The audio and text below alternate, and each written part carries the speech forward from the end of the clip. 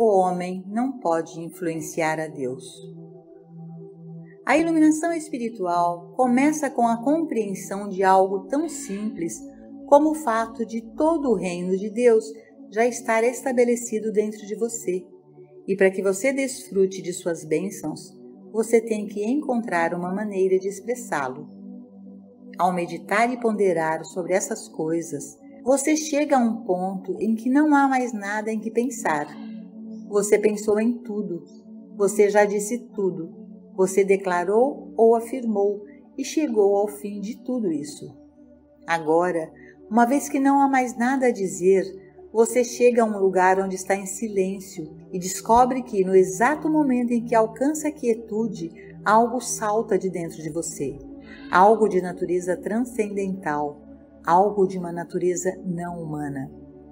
Algo salta para dentro de sua consciência que você mesmo não tem declarado ou afirmado, mas que agora ouve e recebe das profundezas de sua interioridade.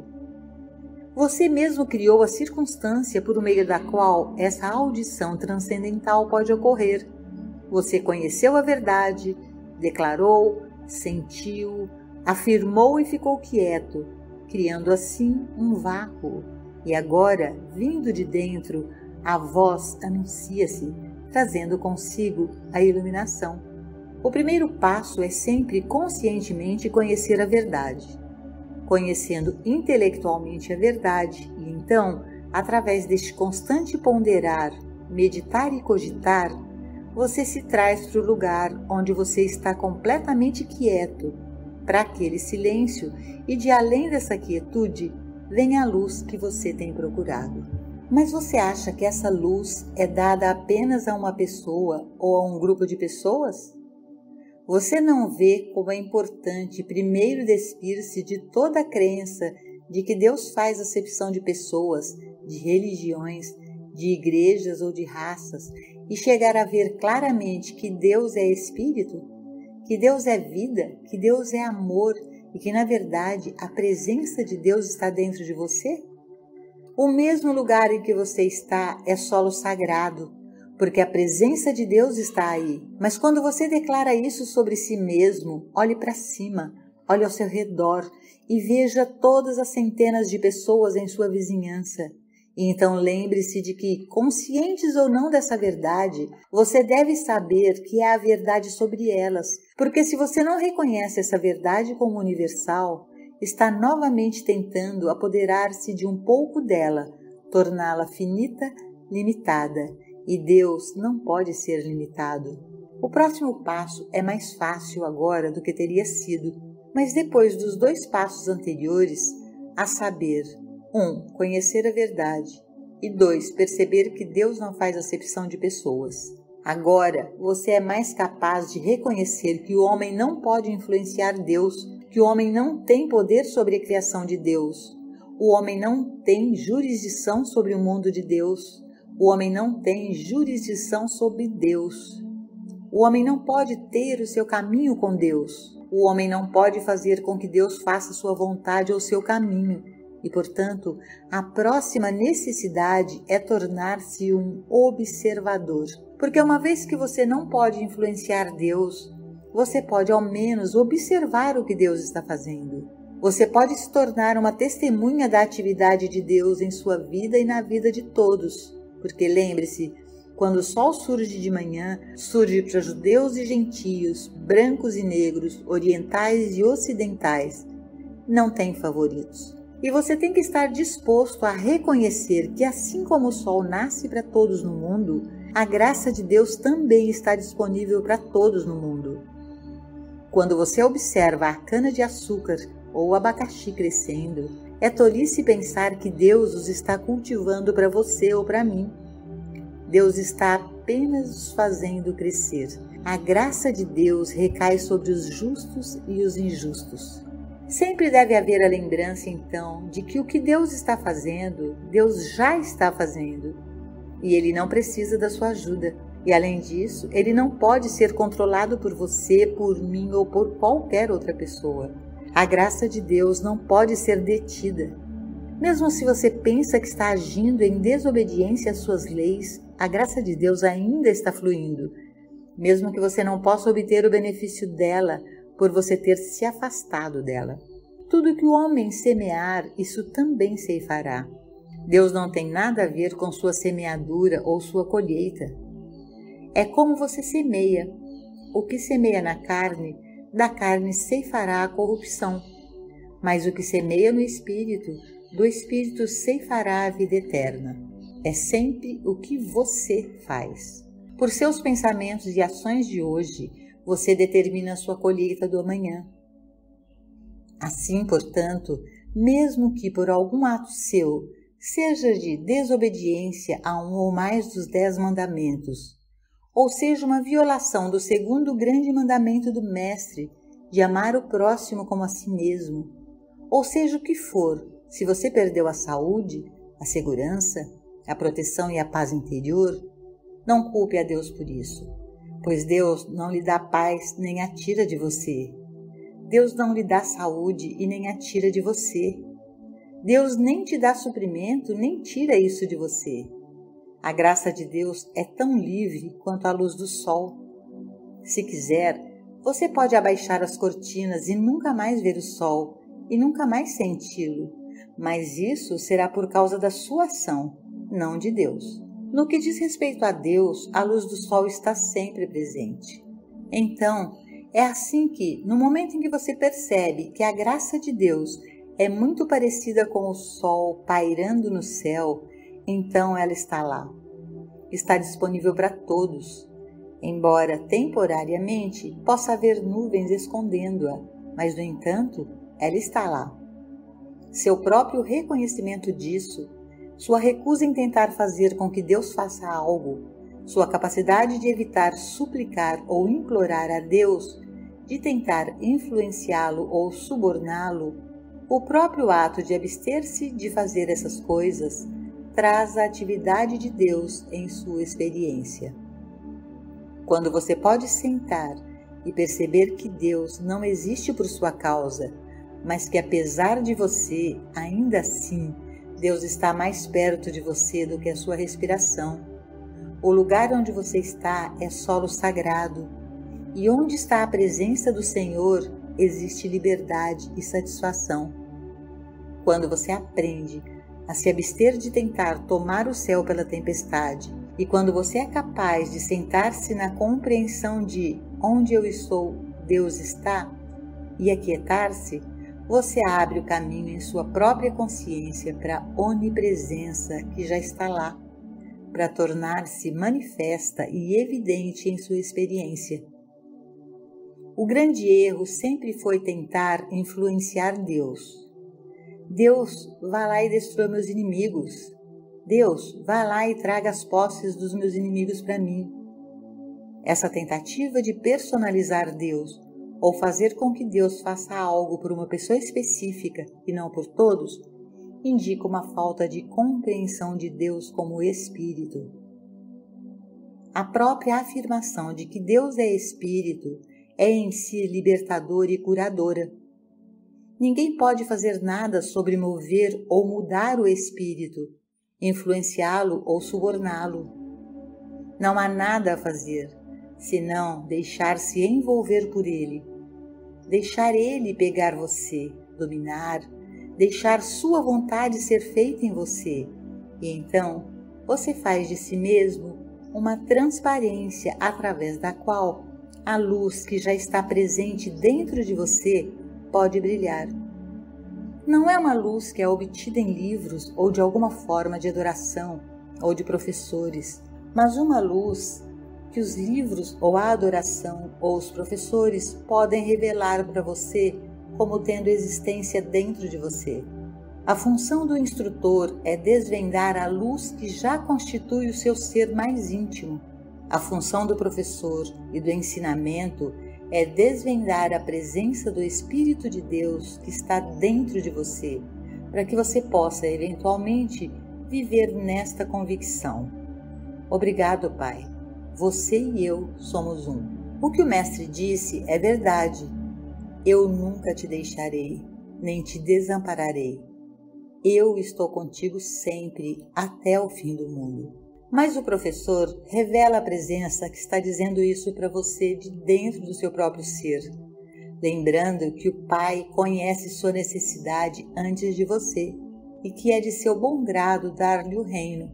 Portanto, você pode descansar nesta compreensão. O Pai está dentro de mim. O reino de Deus está dentro de mim. Quando você pode sentar e perceber que Deus não existe por sua causa, mas que apesar de você, ainda assim, Deus está mais perto de você do que a sua respiração. O lugar onde você está é solo sagrado, e onde está a presença do Senhor, existe liberdade e satisfação. Quando você aprende a se abster de tentar tomar o céu pela tempestade, e quando você é capaz de sentar-se na compreensão de onde eu estou, Deus está, e aquietar-se, você abre o caminho em sua própria consciência para a onipresença que já está lá, para tornar-se manifesta e evidente em sua experiência. O grande erro sempre foi tentar influenciar Deus. Deus, vá lá e destrua meus inimigos. Deus, vá lá e traga as posses dos meus inimigos para mim. Essa tentativa de personalizar Deus ou fazer com que Deus faça algo por uma pessoa específica e não por todos, indica uma falta de compreensão de Deus como Espírito. A própria afirmação de que Deus é Espírito é em si libertadora e curadora.